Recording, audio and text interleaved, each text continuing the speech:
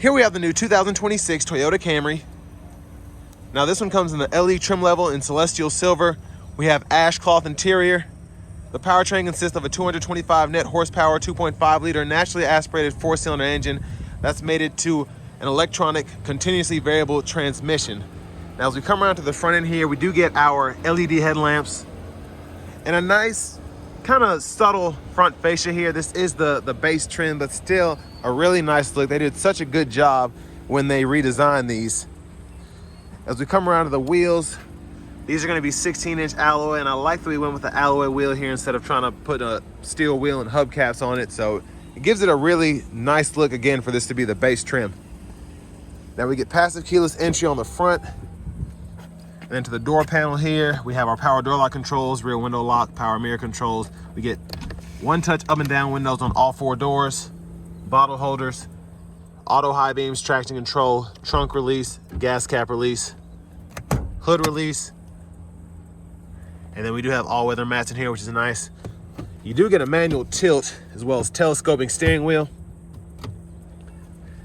And then a nice touch here, power driver seat with 2-way power lumbar support. Now I want to give a huge thanks to John Roberts Toyota here in Manchester, Tennessee for allowing me to review this Camry today. I'll leave a link below in the description. If you're looking to find the best price on one of these closer to home, new, click that second link down below. Takes just a minute to fill out your information, and I'll make sure the local dealers are fighting to get you the best price on this or whatever new vehicle you might be interested in. Now I have the seat up front adjusted for someone of my size, being 6'3" with longer legs. Sitting behind that seat, great space back here, especially for a 4-door car. Seat back pockets on both sides, and I like that. Rear AC vents, and you have a USB-C and a USB-A charge port down there. And there's a view of the front from back here.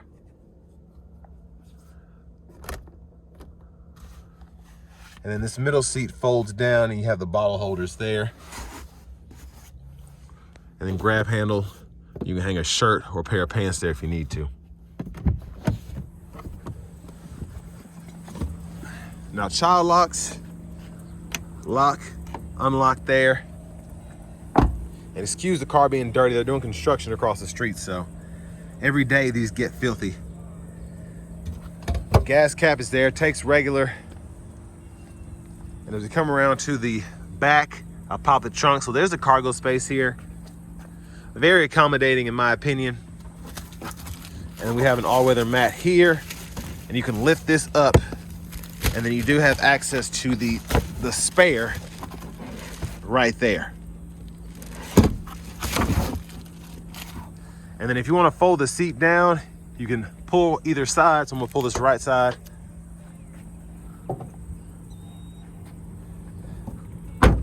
And I like how the badging is blacked out on the back here. That's a very nice look. I love that. And then if you do want to pop the trunk from the back, you do have a button here as well, which is nice. You don't have to use the key fob or the latch because there's no button on the trunk. And I also just like the back end here in general. It's a nice look. Again, they did a great job when they redesigned this car for $25. Now to the rear passenger seat. Once you hit that latch, these will fold flat. You can run longer objects through to the front. Top tethers are behind the seats themselves. And pretty easy to just pop that back into place. And you have your lower anchors behind those covers. And then to the window sticker here, you all can pause anywhere you need to if you want to take a closer look at anything. But this does include the cold weather package and then the convenience package, which I highly recommend. Only takes the price up about $1,600, a little over that. And this one, as equipped, is $32,638 for the sticker price. But look at those fuel economy numbers there, incredible. And then to the front passenger seat, it's manual, but we do get 6-way, so we can pump the seat up or down, adjust the seat back here, or adjust the seat bottom there. And then we have our traditional glove compartment there with the owner's manuals. And even though this is the LE, I really like how they did that trim there, and then the vents kind of integrated almost into the trim.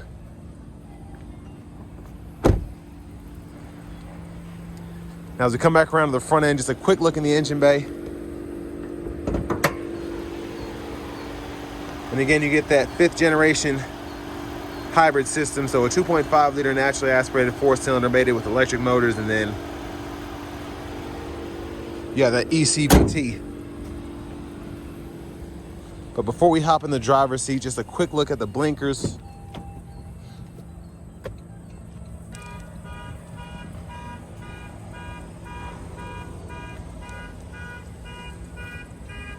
And I'm really impressed we get them in the side mirrors on the LE as well.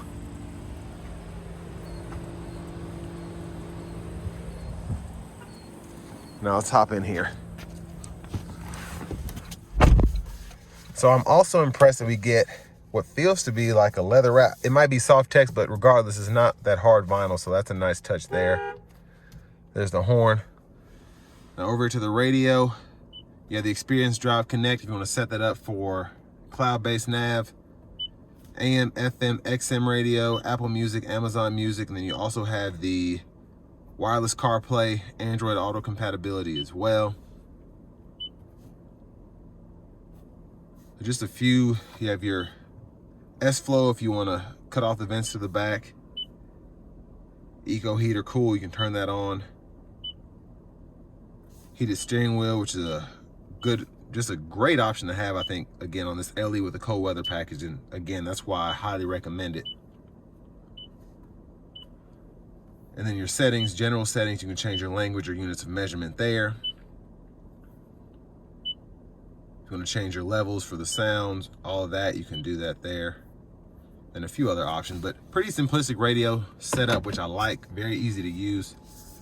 Backup cameras there, guidelines follow you as you turn the steering wheel. You can turn those on or off.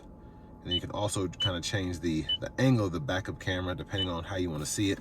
You get a volume knob here, which is nice. You can click there to turn the audio source off. And then down here, as part of the cold weather package, you get those 3-stage heated front seats. And then you can also control the heated steering wheel from here as well. But dual zone automatic climate controls, again, great in the LE. You can adjust temperature for either side, cut the whole system off here. And then down here, 2 USB-C charge ports. This USB-A wires directly to the radio. And then you have a wireless charging pad here. Nice storage pocket if you want to have a shorter cord and then have the phone sitting here. Your bottle holders are there. And then for the shifter, just grab the lever, reverse, neutral, drive. Come over here to the sport mode, you get those simulated shifts, which are pretty fun.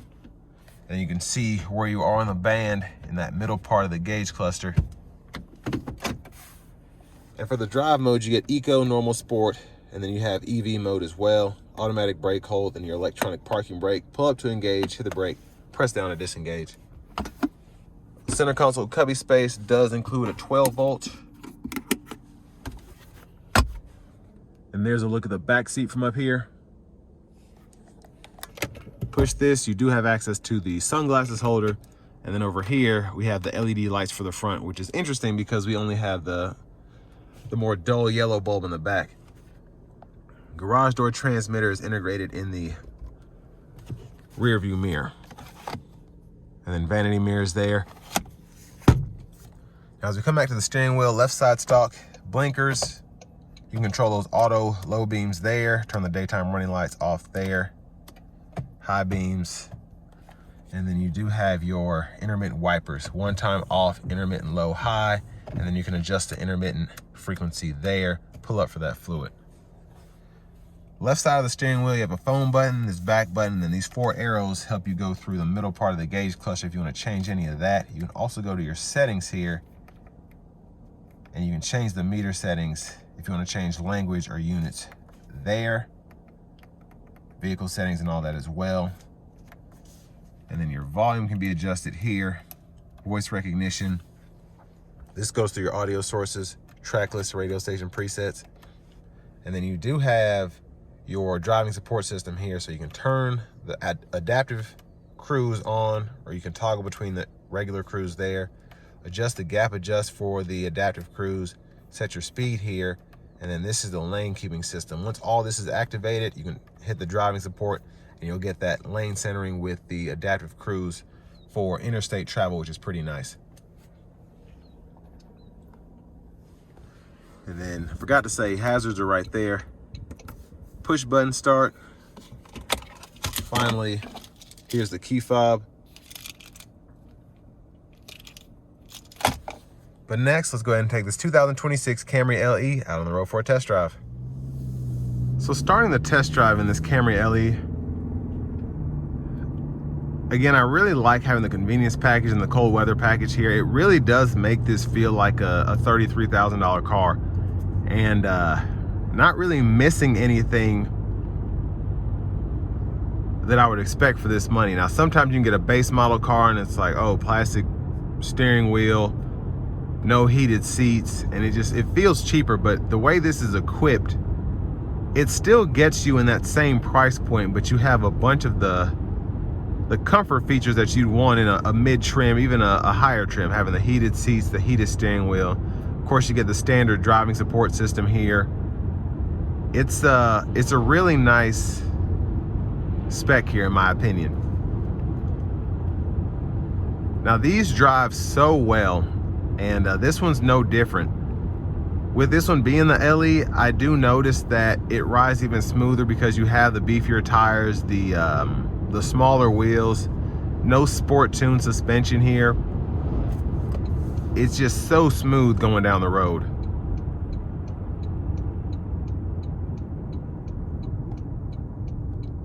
And in typical Camry hybrid fashion, this brake pedal is one of the best regenerative braking pedals I've experienced. It's just very smooth. You can barely feel the regen kind of go in and out.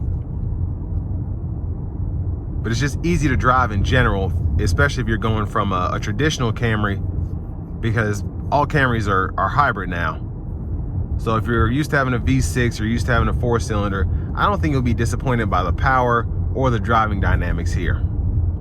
You certainly won't be disappointed by the fuel economy.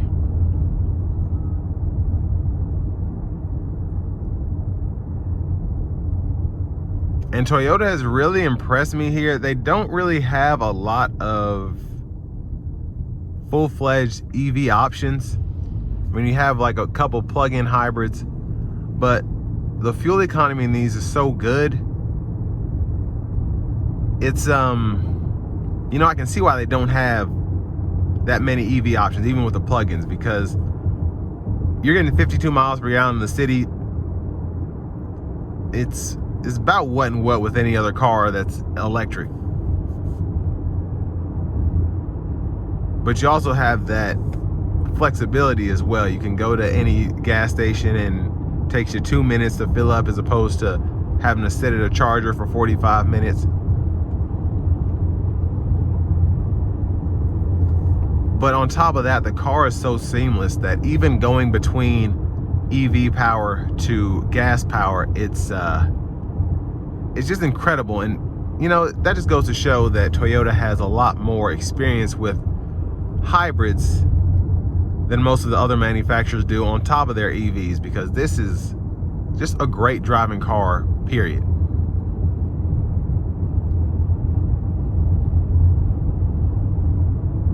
And again, with these 16-inch wheels, the sound acoustics in here are fantastic. Road noise is minimal. I'm gonna let the car kind of do the talking for a minute.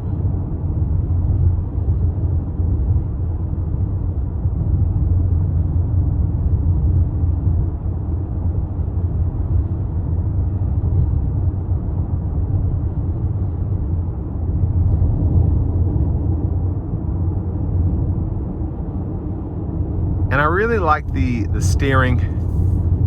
It's not stiff, but it's not flimsy either. It's perfect in my opinion. It's, you know, you can feel the road, easy to maneuver, but then it's also not something where if you hit it, it's gonna throw you in one direction or the other. It's just great for a car.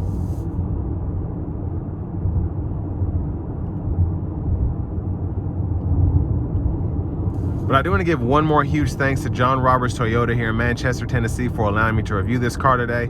I'll leave a link below in the description. If you're looking to find the best price on one of these closer to home, click that second link down below. It takes just a minute to fill out your information, and I'll make sure the local dealers are fighting to get to the best price on this or whatever new vehicle you might be interested in.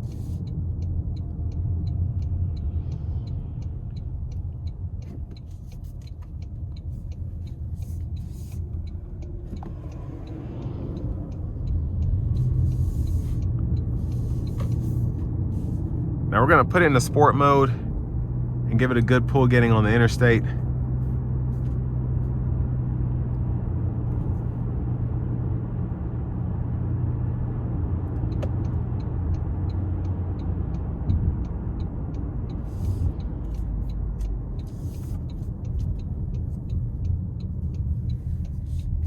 Here we go.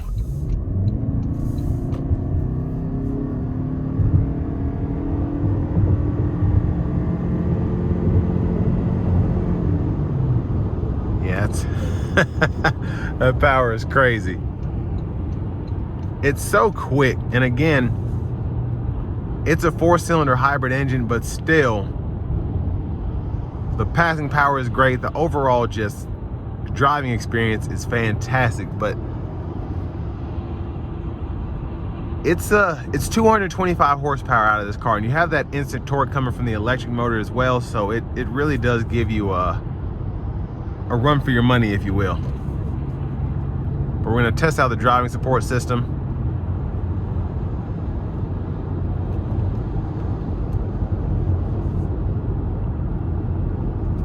Then we'll come over here.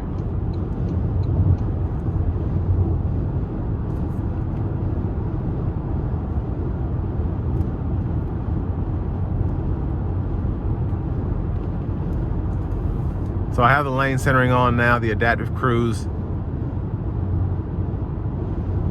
It's such a nice ride. You're getting 49 miles per gallon highway, EPA estimated. And the fact that you get that in such a smooth driving car is phenomenal. It's so good going down the road. It's so seamless.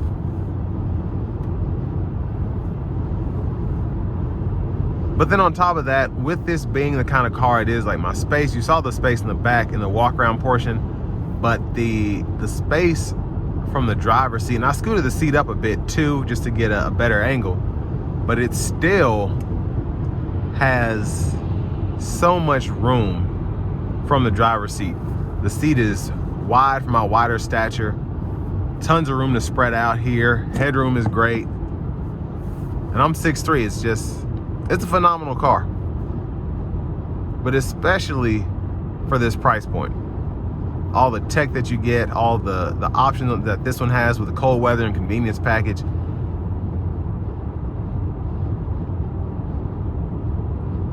I love the car overall.